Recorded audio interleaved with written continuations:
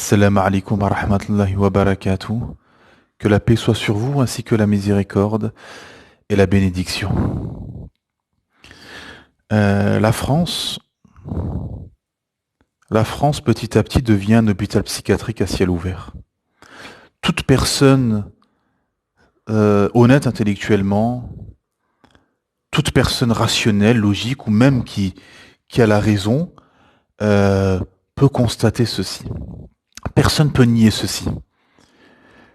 Et nous, en tant que musulmans, nous devons, comment dire, autoriser le convenable et blâmer le blâmable. Nous, musulmans qui vivons en France, nous avons ce devoir de blâmer ce qui est blâmable, peu importe d'où ce blâme vient. Hein. Nous ne sommes pas dans le tribalisme, le nationalisme, etc., comme le prophète Mohammed sallallahu alayhi wa sallam l'a condamné, l'a blâmé en disant que le nationalisme et le tribalisme, etc., étaient une pourriture. Donc, peu importe qui, quoi, où, quand, le musulman doit être juste. C'est la justice qui est visée en islam. Peu importe qui fait du mal.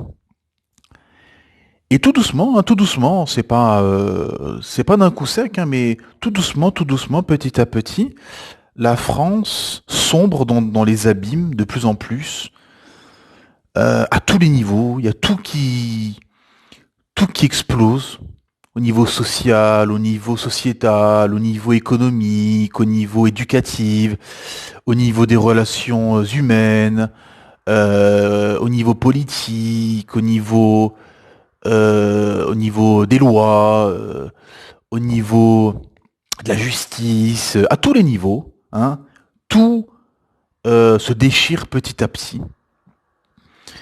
Euh, Comme dans de précédents audios, dans de précédentes interventions, j'avais expliqué par rapport à la laïcité, que la laïcité justement a permis d'enlever la morale religieuse. Parce que qui faisait la morale en France avant?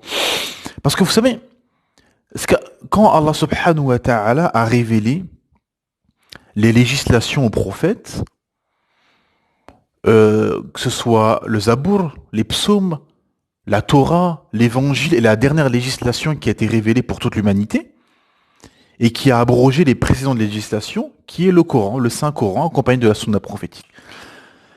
Dedans, il y a des sagesses, des subtilités, des récits passés, euh, des histoires des prophètes, hein, mais pas des histoires pour nous faire passer le temps, etc., comme les humains font. Non, non, non.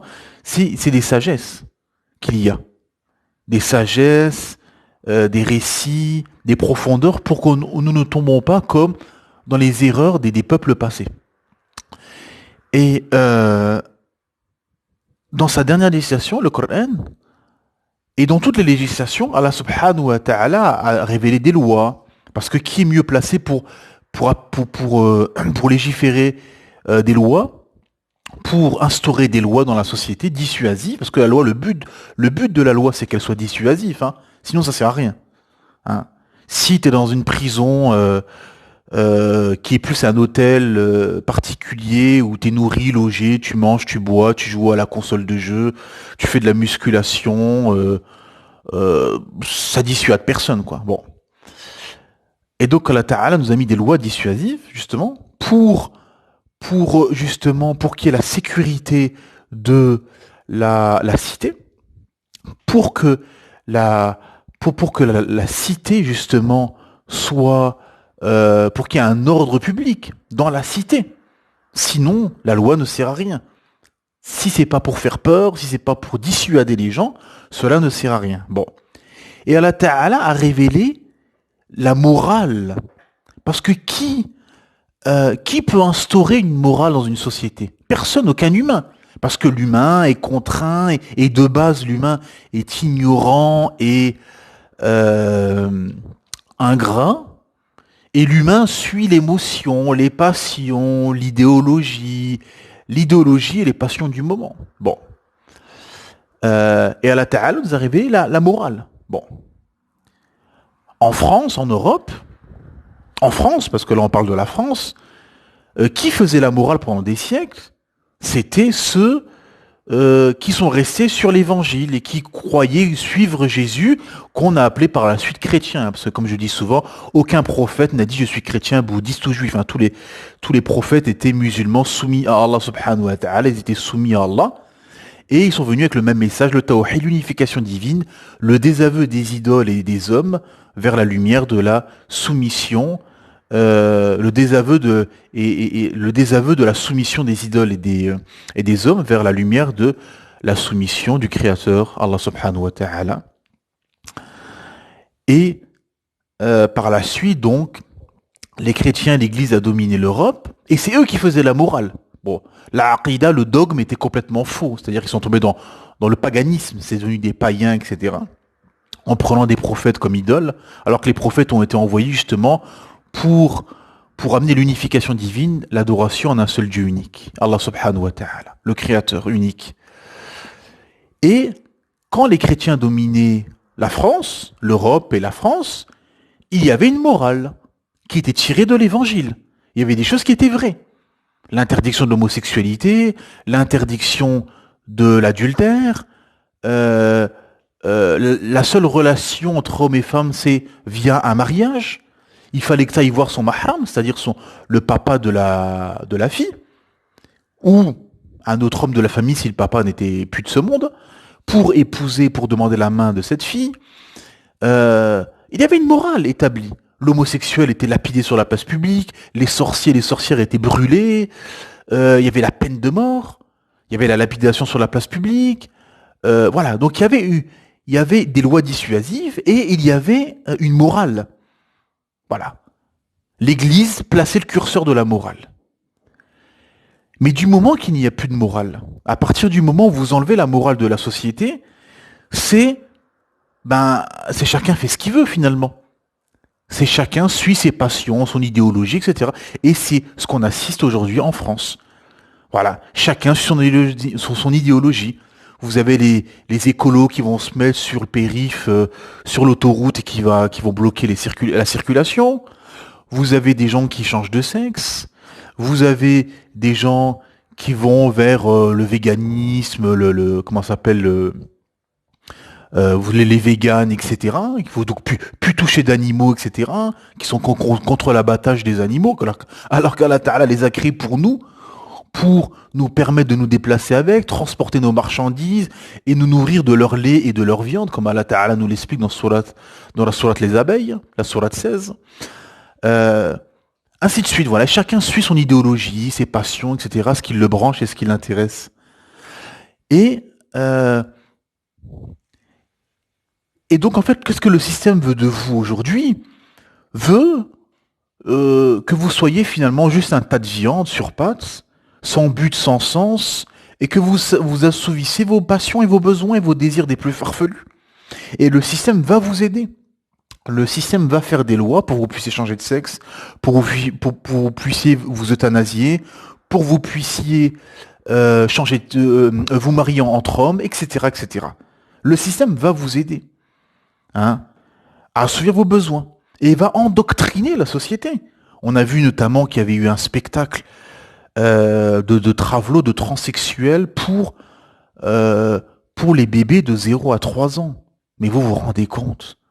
Un spectacle de travelots, de gens qui sont partis dans un délire abject de refuser finalement comment Allah Ta'ala les a créés. Allah Ta'ala a créé le féminin et le masculin.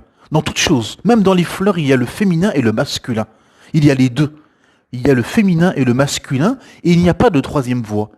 Et eux, insufflés par Satan, vont vers des délires finalement de binaire, non binaire. Lundi je suis un homme, mardi je suis une femme. Je veux plus être un homme, je veux plus être une femme, je veux changer de sexe, etc. Et si vous êtes contre ça, vous êtes transophobe ou homophobe ou ainsi de suite. On vous colle un phobe avec n'importe quoi. Hein. La personne qui veut se mettre une trompe d'éléphant sur le dos, si vous êtes contre ça, vous êtes éléphantophobe. Hein, vous voyez, le délire peut aller. En fait, il n'y a pas de limite. Il n'y a pas de limite parce que Satan, lui, son but c'est d'égarer l'humanité. Donc c'est nos limites. Et l'humain, en suivant ses désirs et ses passions, c'est sans limite. C'est sans limite. Voilà, il n'y a pas de limite, il y a plus de morale, il n'y a plus de ligne rouge. Bah c'est fini. C'est comme dans la route, il y a un code de la route, il y a la priorité à droite, il y a des passages, il y a le stop, il y a les feux rouges, il y a les places de stationnement, les rues à sens unique, ainsi de suite. Mais s'il n'y a pas tout ça, bah c'est l'anarchie. Il n'y a plus de ligne rouge, on peut rouler à 250 km en plein centre-ville où il y a des piétons, on peut rouler bourré, on peut rouler... Enfin, il n'y a plus de limite, plus de loi, plus rien, donc c'est l'anarchie. Bon. Et là, c'est ce qui se passe. Et vous avez comment dire, cet endoctrinement qui va jusqu'à l'école, où à l'école, bon, déjà qu'on endoctrinait en faisant croire aux enfants qu'ils étaient issus d'un singe, alors que toutes les études scientifiques ont prouvé que c'était techniquement, mathématiquement, biologiquement impossible et que l'humain a justement des gènes qui sont retrouvés dans aucun autre animal, enfin dans aucun animal. L'humain est une créature à part, subhanallah azim. Donc c'est une théorie qui est fausse, qui est battelle et qui est tombée depuis longtemps. Et on endoctrine encore les enfants à l'école en imposant cette doctrine, parce que c'est une doctrine athée. Ça permet, voilà, d'aller dans le délire d'athéisme. C'est l'évolution perpétuelle, finalement. Et jusqu'à aujourd'hui. On vous dit, ben, faut changer, etc. L'évolution, le progrès, faut changer. C'est l'évolution. Voilà. Il y a même des parents qui tombent dans le piège. Son fils qui a 10 ans veut devenir une fille. Ah, ben c'est comme ça, c'est la modernité, c'est l'évolution, faut évoluer, hein, c'est comme ça. Mon fils qui a 10 ans veut devenir une fille. Bah oui, il faut évoluer. Voilà. Donc, on va dans le délire. Les gens vont dans le délire jusqu'au bout, et c'est nos limites. C'est nos limites. Voilà. Ça n'a pas de, il n'y a pas de limite. C'est infini, en fait, parce que suit les passions, les désirs, ainsi de suite. Et vous avez cet endoctrinement LGBT qui va jusqu'à l'école pour rendre ça normal, finalement. Pour rendre ça normal. Euh, euh, que voilà, on peut changer de sexe, un homme avec un homme, une femme, c'est normal, etc. Alors que non. Allah Ta'ala, en descendant ces législations, et notamment la dernière à suivre, qui est le Coran accompagné de la Sunna, a mis une morale. Une morale, une règle. Dans les 6 piliers de la foi, vous avez la croyance au destin, qui soit bon pour nous ou mauvais, qui nous arrange ou qui nous arrange pas. Il faut croire au destin. Donc, tu es né femme, tu es femme, tu es né homme, tu es homme. C'est l'acceptation du destin, c'est la soumission au Créateur Allah subhanahu wa ta'ala. Et, et donc en fait, et on continue. On peut continuer avec... on a vu dernièrement aussi les sans-papiers, parce qu'il fait froid, forcément, on est en plein hiver, on arrive à des températures négatives. Entre parenthèses, on a le hadith du Prophète qui nous dit la chaleur que vous sentez l'été et le froid que vous sentez l'hiver, c'est une émanation de l'enfer. C'est l'enfer qui a soufflé, car l'enfer c'est plein, car c'est parti se dévorer, et Allah Ta'ala lui a permis de souffler 2 fois, une fois en été, une fois en hiver. Et c'est des signes, justement, la chaleur intense et le froid intense là qu'on ressent en France, température négative, hein, le matin on est à -4, -5, parfois -6, surtout dans le nord de la France, ceux qui habitent dans le nord de la France, et ben on ressent le froid, c'est des signes pour nous faire réfléchir, pour nous faire méditer. Juste -6, -5, on supporte pas. Il nous faut du chauffage, il faut qu'on s'habille chaudement, alors que dire de l'enfer? Donc répentez-vous avant qu'il ne soit trop tard. Hein? Et voilà, qu'Allah subhanahu wa ta'ala nous épargne l'enfer, qu'Allah ta'ala nous fasse miséricorde et nous fasse accéder dans son paradis éternel, Inch'Allah, Amin. Et, et donc vous avez tous ces clandos qui sont venus en France et qui sont dans des tentes, etc., qui mettent le feu comme ça, qui font des feux de bois sur la rue, sur le trottoir, comme ça, dans la rue. Enfin, c'est-à-dire qu'on marche sur la tête. Les deux sont irresponsables. La France est irresponsable d'accueillir tous les clandos du monde. Venez avec vos problèmes psychologiques, avec vos troubles psychologiques, avec enfin tous les cassos, les clandos du monde. La France leur ouvre la porte, venez, rentrez, il n'y a pas de problème, etc. Et ces gens sont irresponsables de venir sans projet, sans programme, sans rien. Déjà un musulman, il n'a rien à faire en termes de mécréance. Il n'a pas le droit de venir dans une terre mécréante, déjà premièrement, et dans tous les cas, il n'y a aucun projet, aucun programme, ils viennent à l'arrache, sans organisation, sans pied-à-terre, sans personne qui les accueille, rien. Ils viennent et ils se mettent comme ça dehors. Mais quel projet! Quel projet, quel programme, ça n'a aucun sens. Et la France, voilà, ben, les accueille et les met comme ça sur les trottoirs. Venez, venez, venez, et ils les laissent partout, etc. Vous avez tous les gauchistes là, tous les humanistes. Oui, venez, il n'y a pas de souci, venez avec vos problèmes psychologiques, etc. Mais en attendant, ils arrivent ici, aucun programme, aucun projet. Ils sont sur des trottoirs à faire des feux de bois. Enfin, et la police les évacue. Enfin, c'est un spectacle affligeant, spectacle affligeant. Les quartiers, comme d'hab, ça change pas. C'est à feu, à sang. Vous avez des racailles, les délinquants, les voyous qui foutent le bordel, qui tous les jours, c'est de pire en pire. Euh, les trafics qui sont laissés faire, les trafics de drogue, les trafics d'armement, trafic de prostitution, etc. Enfin, il y a plus d'État, il y a plus d'hommes, il y a plus de justice, il y a aucune loi dissuasive. Enfin, c'est un bordel. C'est affligeant, quoi. C'est déplorable. Et qu'est-ce qui se passe, ces gens-là? Vous avez des gens comme ça, des voyous qui sont dehors et qui ont 30 condamnations, 35 condamnations, 40 condamnations. Ils sont toujours en liberté, des dangers publics. On a vu cette semaine ou la semaine dernière, un homme qui s'est fait tuer dans sa propre maison, je sais plus où, hein, en France, qui s'est fait tuer dans son garage. Et le type qui l'a tué, il avait 35 condamnations derrière lui. Et il est toujours en liberté. Mais on va où? Des dangers publics, il y en a partout en France comme ça. Qui ont 40, 50 condamnations, mais qui sont toujours en liberté. Parce qu'il n'y a pas de loi dissuasive. Et les prisons sont des hôtels particuliers où on mange comme on veut, hein, poulet, frites, il y a des yaourts, voilà, c'est tranquille, la télévision, des téléphones, le gars il fume sa drogue, musculation, tranquille, chauffage, nourri, logé. Ils vivent mieux que plein d'honnêtes citoyens français qui ont rien fait. Et ils sont, voilà, tranquilles. C'est la belle vie, quoi. Donc, comment vous voulez faire peur à des gens comme ça? Comment vous voulez faire peur avec ça comme peine? Entre guillemets, des peines. C'est pour ça qu'Allah subhanahu wa ta'ala nous a prescrit des lois, mais qui font peur, dissuasives. La peine de mort, la lapidation sur la place publique pour marquer l'esprit des gens et couper la main au voleur. Coupez la main au voleur, une main, deux mains, la troisième main, vous la couperez pas. Car les gens, ils auront peur.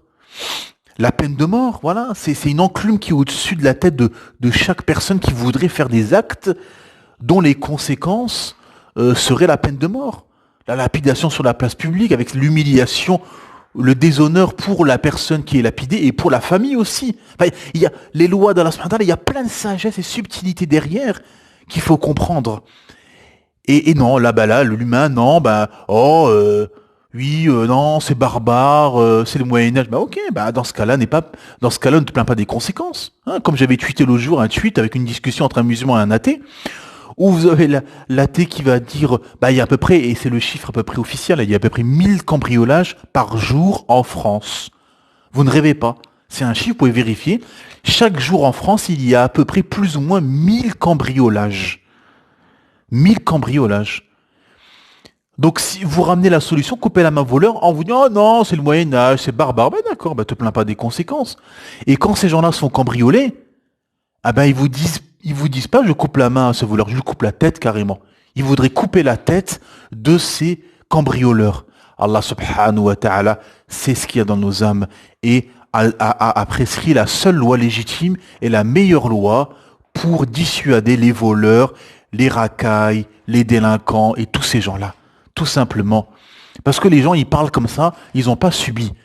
Mais quand les gens ont subi des malheurs, des maux MAUX, dans leur famille, dans leur chair ou dans leur commerce, là, ils vont plus loin que les lois qui sont prescrites par le Créateur Allah Ta'ala. Parce que l'humain est comme ça, l'humain est faible, est tenté, il y a les passions, il y a l'orgueil, etc., etc. Donc il faut des lois dissuasives. Il y a aussi ces affaires-là de prêtres pédophiles qu'il y a en France. On continue tout ce qu'on entend, tout ce qu'on voit, tout ce qui se passe. Les prêtres pédophiles, encore une fois, pourquoi? Pourquoi? Parce que quand l'humain touche à des lois divines ou veut ramener sa raison erronée, ah ben il va dans le mur, tout simplement. parce que les chrétiens ont fait, comment dire, une exégèse en disant Jésus n'a pas eu de femme, donc nous on n'aura pas de femme, donc si tu veux être prêtre, moine, etc., pas de femme, rien du tout. Et Allah Ta'ala nous dit, ces gens-là se sont prescrits, se sont prescrits des, se sont interdits des choses qu'Allah Ta'ala n'a pas légiférées. Allah Ta'ala ne t'a pas légiféré, ne t'a pas empêché d'avoir des femmes. Au contraire, en islam, alhamdulillah, dans le Coran, Allah Ta'ala a prescrit jusqu'à 4 femmes. Ou pour avoir une, deux, trois, jusqu'à 4 femmes. Voilà, avec des conditions, etc. Mais Allah Ta'ala nous a permis d'avoir ceci. Et là, non. Bah, qu'est-ce qui se passe? L'homme a besoin des désirs, etc. C'est-à-dire qu'il y a des gens, il y a des grands savants musulmans, ils ne se sont jamais mariés. C'était des ascètes. Ils étaient dans l'adoration, à la recherche de la science, l'écriture des livres, etc. Et ils ne se sont jamais mariés. Mais on ne peut pas l'imposer à tout un pan de la société, ou toute la société, parce que l'homme a des besoins, on est différents. Il y a des hommes, ils ont besoin d'avoir une vie sexuelle active, tout journalière. Il y a des hommes, c'est de temps en temps, il y en a, ils sont pas du tout attirés. Donc on est tous différents. Et donc, alhamdoulilah, c'est là la justice, justement, la puissance de l'islam. C'est que tout est calculé. Tu veux une femme, il n'y a pas de problème. Tu veux pas te marier, ce n'est pas obligatoire le mariage. Mais il y a des contextes où les savants musulmans disent que c'est un besoin pour éviter de tomber dans la fornication, etc., etc. Mais voilà, le fait justement de ne pas avoir de femmes, etc., ben, ça a rendu des gens frustrés. Et après, ben, qu'est-ce qui se passe? Il y a toutes ces dérives qui se passent avec la pédophilie. Parce qu'on tombe dans la bid'a, dans l'innovation. Le prophète nous a interdit l'innovation dans la religion. L'innovation est un grand péché. C'est un grand péché d'innover, d'enlever des versets ou des hadiths ou en rajouter. Voilà, yadu billah. Et donc ces gens-là ont tout trafiqué jusqu'à aller jusqu'aux justement relations entre hommes et femmes où le gars qui veut être prêtre, il peut pas avoir de femme. Donc après, ça fait des frustrations et ça fait des centaines, des milliers ou des millions de frustrés. Et les conséquences, on les voit avec toutes ces histoires de pédophilie. Tous les jours, on entend ces histoires-là, malheureusement. Et les politiques carriéristes qui sont complètement à côté de la plaque avec tout ce qui se passe. Il n'y a plus de loi, plus rien, il n'y a plus de dirigeants. Tous ces dirigeants-là sont juste des véreux carriéristes qui pensent qu'à détourner l'argent, violer, assouvir leur passion. Et ce sont juste des pits qui ne servent à rien. Qui ne servent à rien. Sont juste c'est juste de la langue de bois. Vous entendez les politiciens, c'est que du blabla, c'est bla bla bla bla bla. Et il n'y a rien de concret. Ils n'ont aucun projet et ils n'ont aucun pouvoir d'ailleurs. Hein. Ils n'ont aucun pouvoir. Ce sont juste des pitres qui sont mis en place par le système, sont des marionnettes. Voilà, spectacle affligeant, quoi, encore une fois, avec ces gens-là. Et les médias pareil, qui sont avec sont des sorciers, qui sont de mèche avec les politiques. Ces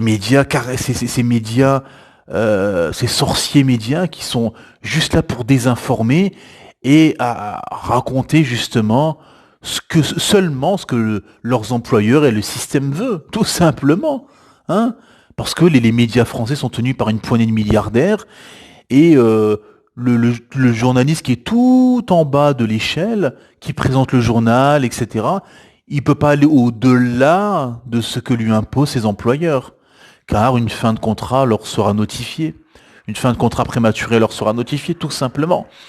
Donc c'est que de la désinformation. On vous parle que de l'Iran, de l'Afghanistan, etc. Pourquoi? Parce que ces pays sont pas des bordels à ciel ouvert comme leurs pays, qui sont parce que c'est ça le but des USA, de l'Amérique, qui a envahi le monde entier, le Japon, l'Afghanistan, le Vietnam, l'Irak, la Syrie, etc. Leur but c'est d'endoctriner. Et ils veulent, et c'est pour ça par exemple l'Afghanistan, ça a été un échec cuisant. Ils ont voulu endoctriner et faire en sorte que ces pays deviennent des Las Vegas à ciel ouvert, et ils n'ont pas réussi, alhamdoulilah. Donc ils sont toujours dans cet esprit colonial, et on le voit par exemple avec le Qatar. La Coupe du Monde qui est au Qatar, voilà, ils sont toujours là à discuter, mais pourquoi ils font les lois là, et pourquoi ci, pourquoi ça, etc., etc. Parce qu'ils sont toujours dans cet esprit colonial où ils veulent imposer leur système qui est un système faux du mensonge, hypocrite, capitaliste, libéral, de course à l'orgueil et à la richesse, et on voit où leurs populations sont tombées dans la dépression, le suicide. Par exemple, en France, c'est un pays qui fait partie des pays où il y a le plus de dépression et de suicides dans le monde. Dans le monde. Il y a à peu près 10 000 suicides, chiffre officiel, chaque année en France. Un des plus grands consommateurs d'antidépresseurs, etc. Parce que c'est un système du mensonge, de course à l'orgueil, à la richesse, où il n'y a pas de but, pas de sens. Tout le contraire de l'islam, alhamdoulilah, qui t'offre un but, un sens et une perspective, et qui répond à toutes les questions existentielles, alhamdoulilah. Notamment cette histoire, cette anecdote qui reflète un peu l'humiliation du système occidental face à la puissance du système islamique. C'est cette jeune fille, cette histoire est tournée sur les réseaux sociaux. C'était une jeune fille qui faisait une transition pour être un transsexuel, qui était un transsexuel, qui voulait devenir un garçon. Et alhamdoulilah, Allah Ta'ala l'a guidé, qu'Allah Ta'ala guide qui veut, a guidé cette jeune fille à l'islam. Et elle s'est convertie à l'islam et elle a fait marche arrière justement. Elle a abandonné son projet de transition et a arrêté sa transition et a fait marche arrière justement pour redevenir la fille qu'elle était. Elle est revenue à son état initial, comment Allah subhanahu wa ta'ala l'a créé. Et cette anecdote justement que j'ai vue et qui m'a intéressé parce que ça reflète justement l'humiliation et la décadence de leur système, du système occidental, face à la puissance et à la rationalité du système islamique. C'est-à-dire que cette fille, en suivant le système occidental, elle va à l'encontre, elle a sans doute rendu triste sa famille, en voulant devenir un garçon alors qu'elle était une fille. Et alhamdoulilah, en revenant vers son créateur Allah Ta'ala, se convertissant, elle est redevenue, elle a accepté son destin, et elle est redevenue finalement la fille qu'elle était. Alhamdoulilah. Et cela montre à tous les niveaux que l'islam justement donne un but, une rationalité, justement te permet de vivre et d'être en paix avec toi-même et de vivre et d'accepter comment tu es, peu importe comment tu es. La seule chose, c'est de te soumettre à ton Créateur Allah subhanahu wa ta'ala. Car en effet, Allah Ta'ala nous dit dans la sourate 30, les Romains, au verset 41, traduction dans le sens, la corruption est apparue sur la terre et dans la mer, à cause de ce que les gens ont accompli de leurs propres mains, afin qu'Allah leur fasse goûter une partie de ce qu'ils ont œuvré, peut-être reviendront-ils vers Allah. Alhamdulillah. Donc voilà, j'ai essayé de faire un condensé de tout ce qui ne va pas en France, tous les malheurs et les maux MAUX dans lesquels la France sombre petit à petit. Plus de morale, plus d'État, pas de loi dissuasive, euh, des politiques véreux carriéristes, un système corrompu, un système de course à l'orgueil, à la richesse sans but et sans sens, qui mène à la catastrophe en fait. Et donc vous avez cette société sans morale, sans but, sans sens, chacun fait ce qui lui passe par la tête, des racailles complètement endoctrinés par le rap, euh, des, des, des, des groupes de véganes, d'écolos, de transsexuels, etc., qui revendiquent chacun ses passions, ses idéologies, ses intérêts. Enfin, c'est tout un enchaînement de malheurs et de maux MAUX qui font que la France est dans un système est un hôpital psychiatrique à ciel ouvert, tout simplement, quoi. C'est affligeant, spectacle affligeant à tous les niveaux. C'est une catastrophe à tous les niveaux. Voilà, la seule solution, c'est de revenir au Coran et à la Sunna, de revenir à ce qu'Allah subhanahu wa ta'ala nous a révélé, tout simplement. Et nous, en tant que musulmans, l'action à faire, c'est de préparer la hijra, l'immigration en terre d'islam, d'aller dans une terre où, alhamdoulilah, tu pourras pratiquer ton islam et tu pourras préserver ta foi et la foi de tes enfants, justement. Car comme nous disent les savants, ta foi, elle est en danger en vivant dans des terres mécréantes comme ça, de perversion, de mécréance, et celle de tes enfants. Donc préparez, organisez-vous, ayez la sincérité, l'intention de faire la hijra, de préparer ça, alhamdulillah. Petit à petit, Allah Ta'ala, Inch'Allah, vous facilitera, nous facilitera, tout simplement, car, car on est dans cette époque justement de rouraba, d'étrangers, euh, où il faut fuir pour sa foi. Pour fuir pour sa foi. Même en terre d'islam, il y a des endroits meilleurs que d'autres. Il faut aller dans les meilleurs endroits pour soi déjà et pour préserver sa famille, ses enfants, alhamdulillah, de vivre dans une terre justement où tu pourras être loin, pourras vivre ton islam et être loin de la décadence, de l'anarchie généralisée, tout simplement. Revenir au Coran, à la Sunna et cheminer vers son Créateur Allah subhanahu wa ta'ala, tenir au livre, au Coran et à la Sunna et s'accrocher à la vérité, alhamdulillah, tout simplement. Voilà. Subhanaka wa bihamdik, shadu an la ilaha illa ant, astaghfiruka wa atubu ilayk.